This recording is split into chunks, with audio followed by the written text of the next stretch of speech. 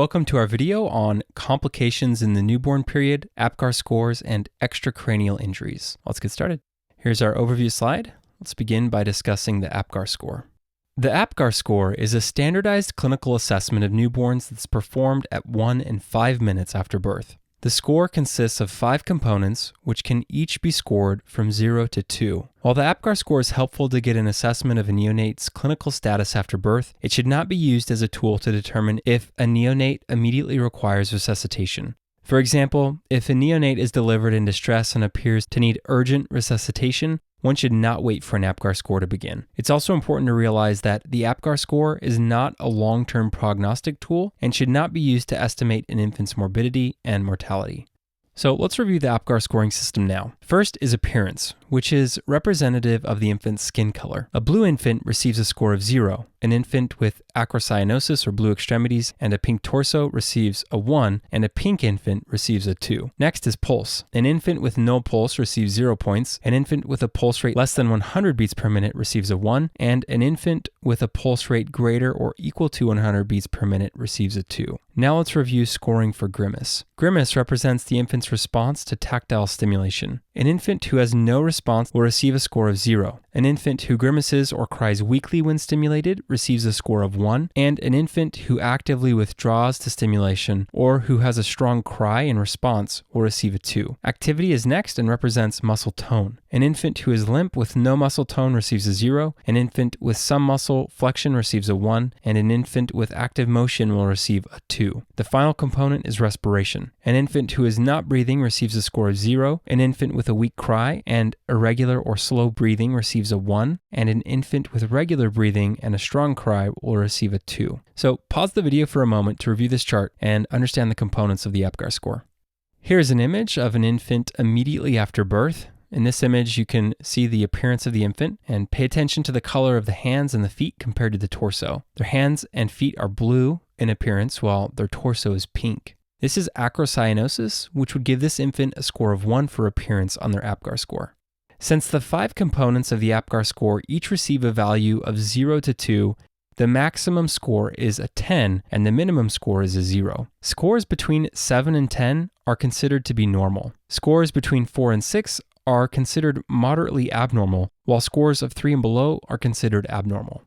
All right, let's try a question. A baby boy is born to a 25-year-old mother at 38 weeks of gestation. He is assessed by the pediatrician at 1 minute following vaginal delivery. Physical exam reveals a pink head and trunk with blue extremities. The patient cries vigorously and pulls away when stimulated. He actively moves the upper and lower extremities. The heart rate is 95 beats per minute. What is the correct interpretation of this patient's APGAR score? All right, since the patient has acrocyanosis, he gets 1 point for appearance. A vigorous cry earns him 2 points for respiration. The fact that he pulls away when stimulated earns him 2 points for grimace. Additionally, he gets 2 points for active movement of the upper and lower extremities. Finally, the heart rate is less than 100 beats per minute, and that earns him 1 point for pulse. Therefore, an APGAR score for this particular patient is 8. Let's remind ourselves that an APGAR score between 7 and 10 is considered normal. So this patient's APGAR score is normal. Okay, now that we've reviewed APGAR scores, let's move on to extracranial injuries. Here is a broad overview of the extracranial injuries. Let's start with caput succedaneum. Caput succedaneum is the least severe of the extracranial injuries at birth. It occurs secondary to prolonged engagement of the fetal head in the birth canal or as a complication of vacuum extraction. Clinically, it will appear as diffuse edematous swelling of the infant's head that can cross suture lines. It's a benign condition that will typically resolve within a few days with no complications. Here's an image of the anatomy of the scalp in relationship to extracranial injuries at birth. And let's take a look at caput succedaneum. This is due to blood accumulating underneath the skin, but above the epicranial aponeurosis. Since the blood is accumulating underneath the skin and above the aponeurosis, it can cross the suture lines. Cephalohematoma is another type of extracranial injury at birth. This is a subperiosteal collection of blood secondary to the rupture of blood vessels beneath the periosteum during delivery. Unlike caput succedaneum, the swelling present in cephalohematoma does not cross suture lines. The cephalohematoma may also expand during the first few days of life and will take weeks to resolve. As the cephalohematoma is reabsorbed, some neonates may experience jaundice due to increased red blood cell breakdown.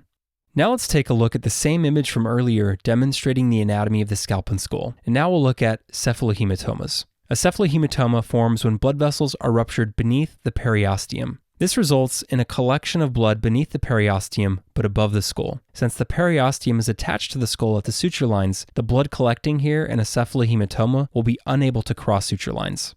The most severe of the extracranial injuries at birth is a subgaleal hemorrhage. These are a result of the accumulation of blood between the periosteum of the skull and the epicranial aponeurosis. They're typically a result of injury to the emissary veins during delivery. On clinical exam, a subgaleal hemorrhage will appear as diffuse, fluctuant swelling of the infant's head. This hemorrhage can also extend across suture lines and may even extend down to the nape of the neck. It may also continue to expand in the hours to days after delivery and can lead to extensive blood loss. In severe cases, a subgaleal hemorrhage can lead to hemorrhagic shock and death. Let's take a final look at this scalp anatomy, paying close attention to the subgaleal hematoma. This type of hemorrhage occurs due to rupture of the emissary veins during delivery, leading to bleeding between the periosteum and the epicranial aponeurosis. Since the bleeding is above the periosteum, it will not be confined to suture lines and can lead to significant and life-threatening hemorrhage. All right, here's a summary table in order to help you review the information for the lecture.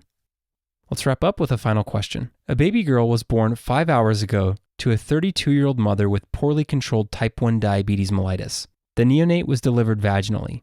There was a prolonged second stage of labor due to fetal macrosomia and cephalopelvic disproportion. APGAR scores of the infant were 8 and 9 at 1 and 5 minutes respectively. The physical examination shows a bulge on the left side of the head that does not cross the sagittal suture line. How does this patient's condition differ from caput succedaneum and subgaleal hemorrhage? All right, this patient had macrosomia, possibly due to poorly controlled maternal type 1 diabetes. Macrosomia resulted in cephalopelvic disproportion, which resulted in a prolonged second stage of labor. Complicated delivery is the likely cause of the bulge on the left side of the patient's head. The bulge does not cross the sagittal suture line, so this description is most consistent with a cephalohematoma. And let's remind ourselves that cephalohematoma, caput succedaneum, and subgaleal hemorrhage differ from each other in several ways. First, let's talk about their location. Caput succedaneum is the soft tissue swelling between the skin and the epicranial aponeurosis of the scalp. Subgaleal hemorrhage is bleeding between the epicranial aponeurosis and the outer periosteum. In contrast, cephalohematoma is bleeding between the outer periosteum and the skull bone.